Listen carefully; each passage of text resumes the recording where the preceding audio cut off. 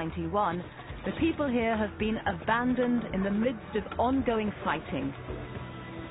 Through the years, millions have fled this failed state and sought refuge in other countries. Yet even in the comfort of new lives in places like Ottawa, many find it hard to forget their homeland. Believing that truth is more important than the gun, 3 Somali-Canadian refugees, including Ahmed Adan and Mohammed Elmi, opened a television and radio station in Mogadishu in 1999. The aim of Hornafrik is impartial news coverage and negotiating peace through dialogue.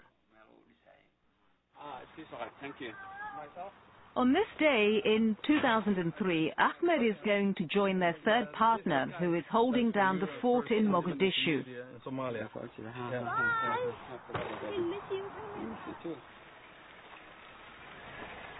Because of the danger, they take shifts there. Mohammed will stay in Ottawa and look after all the families.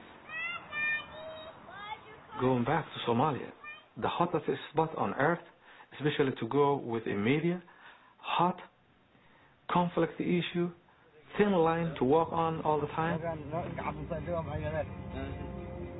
In Mogadishu, they are on their own, no government or embassy to turn to in an emergency.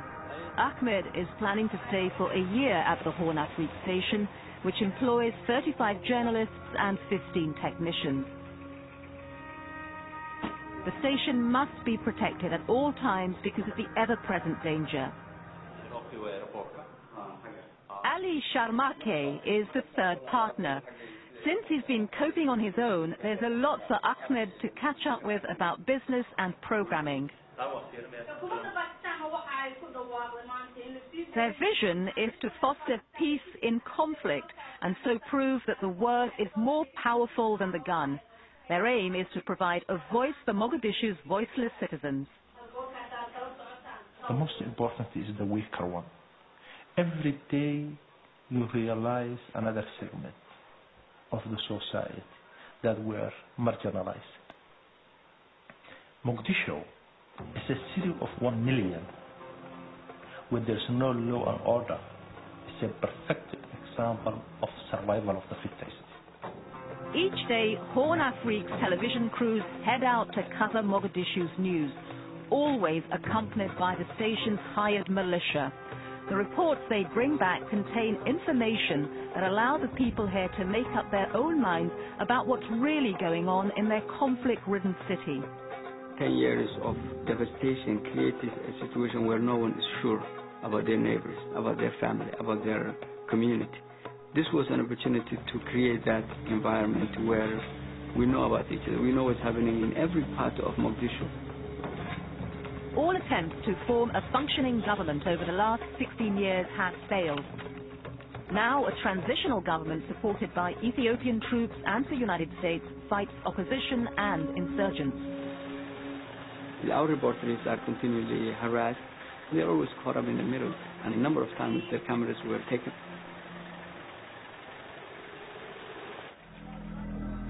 They report about a city where the reality is frighteningly simple. Those with guns will eat, those without face starvation. That's the gunfire. That's a gunfire now. What we heard now is a gunfire. It reminds you, all the time it reminds you the situation. You don't need to forget. It reminds you the bullets. The 3 founders started with the phone-in talk show. They'd become used to the format in Canada, but it was totally new to Mogadishu. It electrified the city. Now, with this medium, we were able to facilitate someone from anywhere in the city to be able to talk to each other about what is happening in Mogadishu that day. Who's killing what, and what's the basis for that. But the warlords, who each have their own radio stations broadcasting propaganda and hatred to divide the people, were not amused. As soon as Hornafrik opened, they attacked. One of those warlords was Mohammed Kanare. I control the area. that area, so I have to know what is going on. I am not saying I am 100% perfect, but I control them. At that time was when Mogadishu population really supported us, big time. They were saying our liberty, our chance and opportunity to speak out and express our opinion. This is the first chance we ever had in Somalia, and these guys are trying to stop. So the city come to us and rescue us from that struggle actually. Once the radio was up and running, they started the television, using exactly the same approach. Ordinary people talking to each other, exploring ways to solve the conflict. Bit by bit, the warlords realized that it was becoming very popular, and if they wanted to get their voices out there, they had to get in on the act. This is one of them, Mogadishu warlord Osman Ali Atto, famously portrayed as General Aidid's financier in the Hollywood film Black Hawk Down. Hornafrik had a strict editorial policy for dealing with the warlords. Don't try to silence us. You have a position, we'll be prepared to give you an interview. But you also sit on the table and you accept calls from the people. It's very important that people will have the capacity to challenge you as well. We're not a propaganda machine for any particular person or group.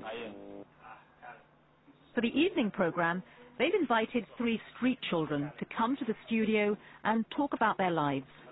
If you ask me to be a neutral between the dying child and the warlord that is killing, count me out. Here is a means to help. ku dhacay caruurta Soomaaliyeed ayaa dhibaatadaasi ay iyaga laftooda si laxad leh u saameysay oo ay taabatay. As many children fall through the cracks, they tend to develop different skills. Some do menial services. Others actually are lured into the warlord business.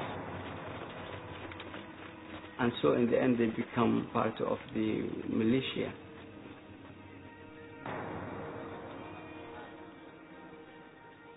The worrisome part is that thousands of these children will grow up abandoned with guns on the street, and they become adults tomorrow. And they become the future of this society. And I don't know what will happen at them.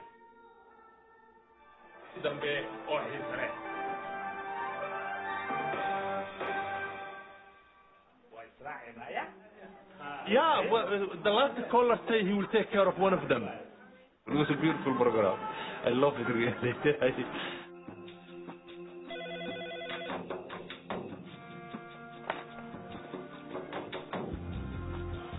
Hello.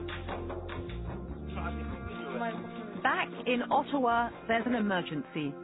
Ali's wife Lul has had an accident. I love you too. She fell downstairs and broke her leg.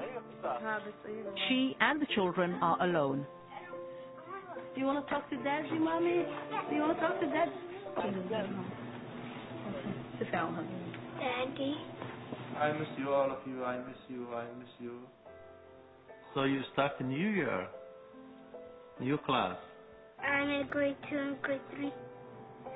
Okay, I love you. Give to mommy. Hi, honey. Hey, what's your Every time they ask when you're coming home, it's a hammer hitting your head. And sometimes you cannot say, I'm coming tomorrow. I cried on the telephone more than once.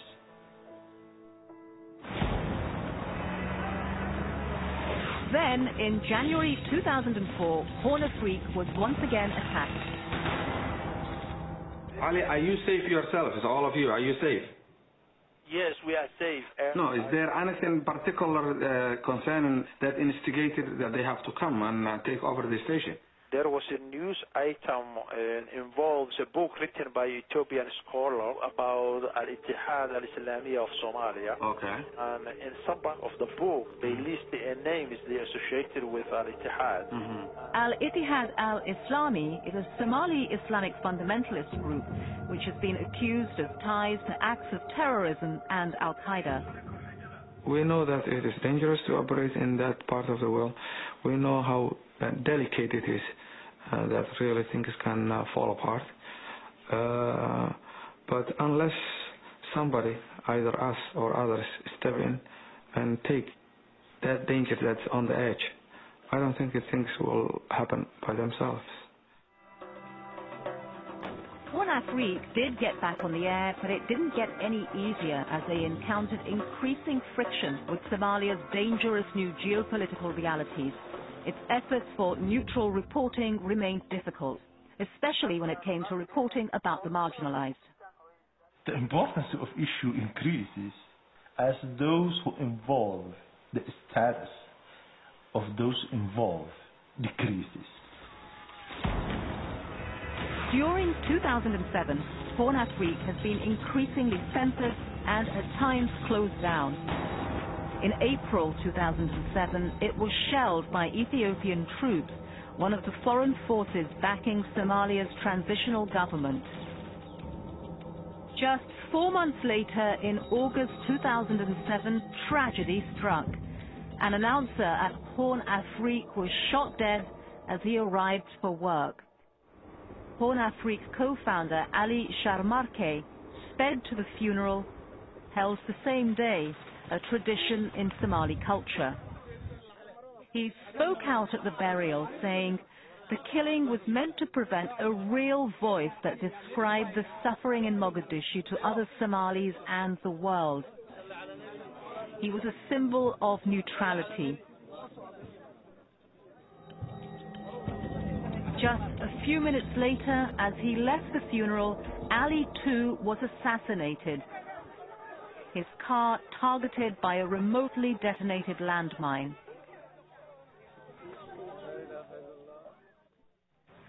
Let us also celebrate the life.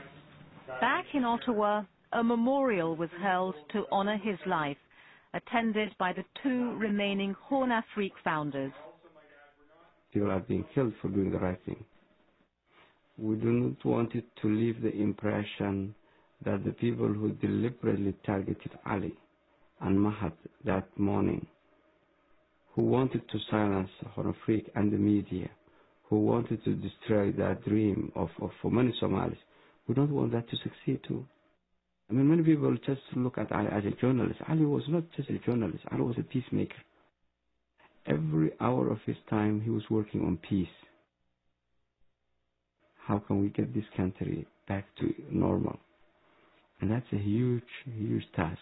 We have no choice but to go back and to work over there. If we don't, Ali's death is death in